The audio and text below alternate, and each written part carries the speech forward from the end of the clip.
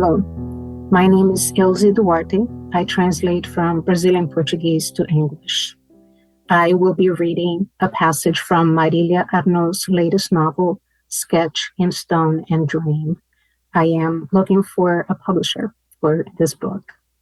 This is the story of Ramona, a successful painter from a large city, who is now returning to the small town where she was raised by her grandfather and his two sisters. In the entire narrative, she addresses her grandfather, who is now deceased, but she does so because as she returns to this small town, she feels compelled to tell him the whole story, things that she had never told him as she was growing up, and addressing him directly because there's a secret that she feels compelled to tell him, a secret she had held for a long time. In this passage, she is transitioning from childhood to adolescence. This is the early 1960s, and it is the beginning of the military dictatorship in Brazil. At the end of the passage, Ramona does refer to a secret, but not her own. It is a secret that she believes her grandfather is keeping from the family.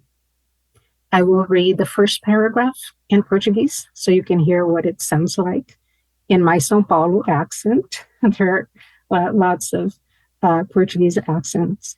And then I will read the remainder of the passage in my English translation. Desde o dia em que saí desta casa, fui meramente uma visitante em todos os lugares por onde andei. Queres saber por que deixei Nossa Senhora das Pedras? Talvez porque na juventude somos o mundo, com seu chamado de lobo faminto, e cada uma das fibras de nossa carne estala de desassossego e desejo de impermanência. Talvez porque ser jovem é saber tão pouco de si mesmo.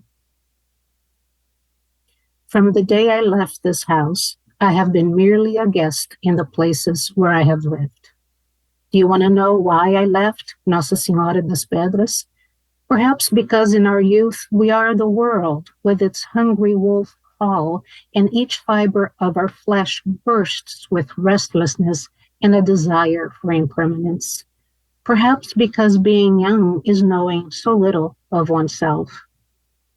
I think of time and how it is woven from the same mystery that life is, the years carving up wrinkles, blemishes, scars, tiredness, and the silence at the bottom of it all.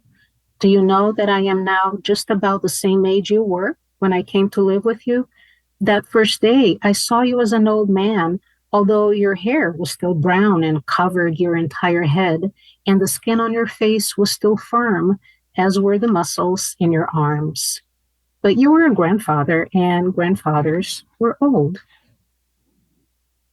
I can almost hear Aunt Concebida's voice resounding through the empty house in one of her favorite songs. Wake up, come see the moon, sleeping in the dark night, shining beautiful and white, sweet as glaze, a silent flame setting my dreams ablaze. And a sense of abandonment strikes my heart. Such is life, this elation because I am still here, and this anguish because everything is past. I chase away one spell and others come to me. I dream of the scent of guava simmering for the compote, of angico shells crushed with Jesuit's tea, mallow and mint fermenting in pots neatly arranged on the kitchen table. To the tamarind and sugar paste, Aunt Concebida would add the proper amount of water and alcohol, and then we would have the liqueur served in a tiny glass to Father Lauro on his Sunday visits, and also appreciated by the mothers of your godchildren when they came to receive your blessings and their Christmas or birthday gifts. Folded bills in a brown envelope for all. For the girls, tricot dresses in flower, balloon, and star prints. Pure art sewn by Aunt Annunciada. You had few friends, but you were no misanthrope. You had no trouble relating to people, and they were fond of you. Although you were reserved, impenetrable at times, tenderness and tolerance permeated all your actions, your smallest gestures, your scarce words. So Assis, your tenant and partner in the management of the farm, would have lunch with us every Saturday. You would spend hours with him in conversation and sips of cachaça, the strong liquor relaxing the expression on your face, lighting up the fire in your eyes. The family doctor, Dr. Umberto, would stop by from time to time to join you in games and jug wine. Sometimes I would hear your laughter pouring over the backgammon board and think it was a good thing the alcohol would unlock your soul and open it up to joy. The doctor, ugly as could be, would dominate the conversation. At times, he would lower his voice and you would clear your throat, cough, then whisper, I could swear you were plotting something. I would prick up my ears and sneak up to your office door, but couldn't make out a word. I would open the door without knocking and ask if you wanted something. Ostensibly uncomfortable, the two of you would exchange glances, the tension in the air confirming my suspicion. There was a secret here.